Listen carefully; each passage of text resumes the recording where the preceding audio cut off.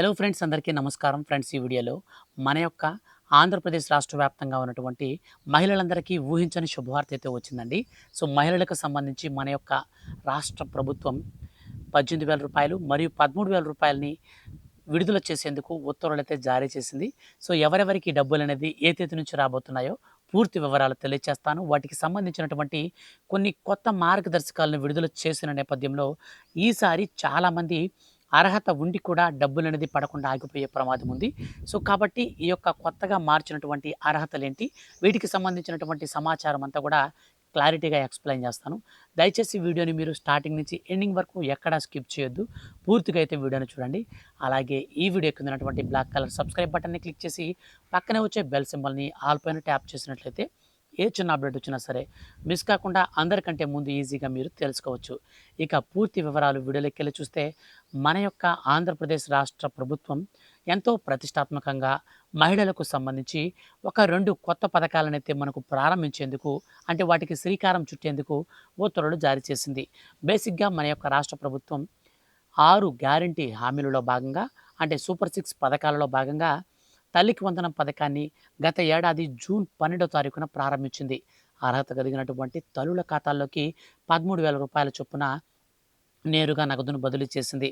కుటుంబంలో 1వ తరగతి నుంచి 12వ తరగతి వరకు చదువుతున్నటువంటి విద్యార్థులందరికీ ఈ రూ. 13,000 చొప్పున కుటుంబంలో ఎంతమంది ఉంటే అంతమందికి కూడా విడుదల చేసింది.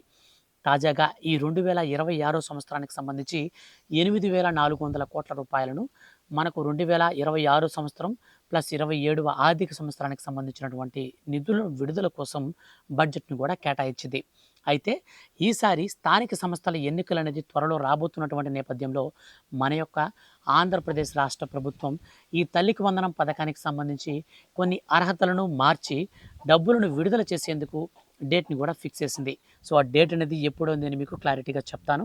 అయితే దీనికి సంబంధించి మనకు కొన్ని రూల్స్ అయితే ప్రవేశపెట్టింది.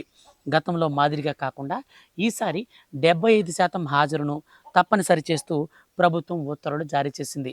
75% కంటే అటెండెన్స్ కనుక విద్యార్థులకు తక్కువ ఉంటే వారికి ఈ పథకానికి సంబంధించిన బెనిఫిట్ని నిలిపివేస్తూ ఉత్తర్వులను జారీ చేయడం గమనార్హం. అందులో భాగంగానే మహిళలు ఎవరైతే ఉన్నారో తల్లులు, వాళ్ళు ఖచ్చితంగా హౌస్ హోల్డ్ మ్యాపింగ్ అనేది జరిగి ఉండాలి. సో తల్లి లేదా గార్డియన్ లేదంటే తండ్రి ఎవరైతే ఉంటారో వీరికి గార్డియన్గా స్టూడెంట్స్కి, వాళ్ళకి ఖచ్చితంగా హౌస్ హోల్డ్ మ్యాపింగ్ అయి ఉండాలి.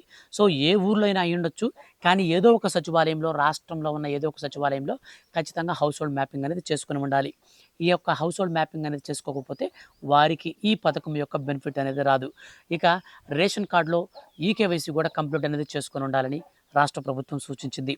ఇక వీటితో పాటుగా మన యొక్క ఆంధ్రప్రదేశ్ రాష్ట్ర వ్యాప్తంగా ఉన్నటువంటి విద్యార్థులకు సంబంధించి మరొక శుభవార్త వచ్చింది.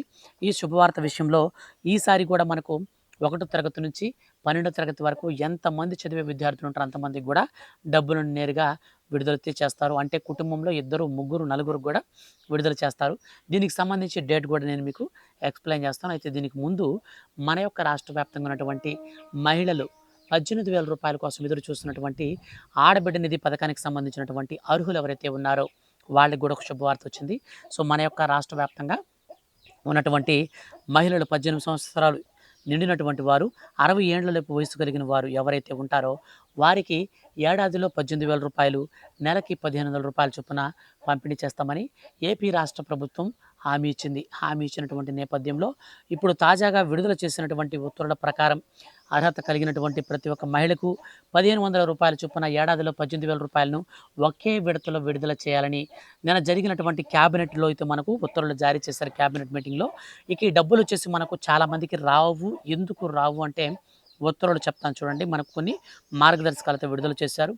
కుటుంబంలో అంటే రేషన్ కార్డులో ఎవరైనా ఆల్రెడీ పెన్షన్ వస్తున్నటువంటి వారు ఉంటే అటువంటి వారికి బెనిఫిట్ రాదు. పెన్షన్ రానికుండా ఇంకెవరికైనా ఉంటే వస్తుంది. ప్రభుత్వ పెన్షనర్లు అంటే ప్రభుత్వం చేత గతంలో ఉద్యోగస్తులైండి, ఆ ఉద్యోగం చేస్తూ పదవి విరమణ పొందినటువంటి వారు పెన్షన్ తీసుకుంటారు కదా, వాళ్ళకైతే రాదు.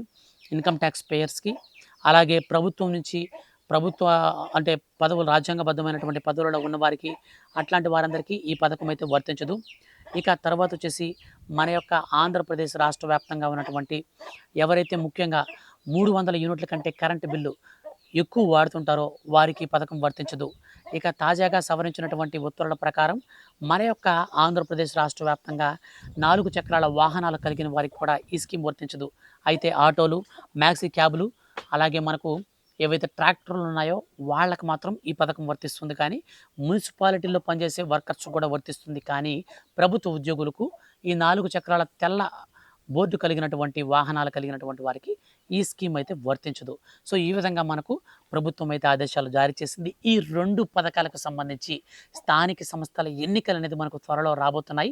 వీటికి సంబంధించి నోటిఫికేషన్ విడుదల చేయకముందే ఈ 2 పథకాలను అయితే ప్రారంభించి నోటిఫికేషన్ అనేది విడుదల చేయకముందే ఈ బెనిఫిట్ని లబ్ధిదారులందరికీ ఖచ్చితంగా సబ్మిట్ అంటే ఇచ్చి పంపిణీ చేసి ఎలక్షన్స్కి వెళ్ళాలని రాష్ట్ర ప్రభుత్వం ఆదేశాలు కూడా జారీ చేసింది.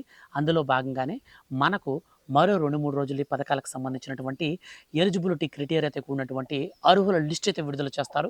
సో అది విడుదల చేసిన వెంటనే మిస్ కాకుండా తెలుసుకోవాలనుకుంటే వీడియో కింద ఉన్నటువంటి బ్లాక్ కలర్ సబ్స్క్రైబ్ బటన్ని క్లిక్ చేసి పక్కనే వచ్చే బెల్ సింబల్ని ఆల్ పైన ట్యాప్ చేయండి. ఇక ఈ పథకానికి సంబంధించి ఎప్పటికప్పుడు ఏ చిన్న అప్డేట్ వచ్చినా నేను మీకు వీడియో చేసి తెలియజేస్తూ ఉంటాను. కాబట్టి దయచేసి వీడియో కింద ఉన్నటువంటి బ్లాక్ కలర్ సబ్స్క్రైబ్ బటన్ని క్లిక్ చేసుకొని ఫాలో అవుతుండండి. వీడియోని లైక్ చేసి మీ యొక్క ఫ్రెండ్స్ అండ్ ఫ్యామిలీస్ అందరికి కూడా షేర్ చేయండి. Thank you for watching.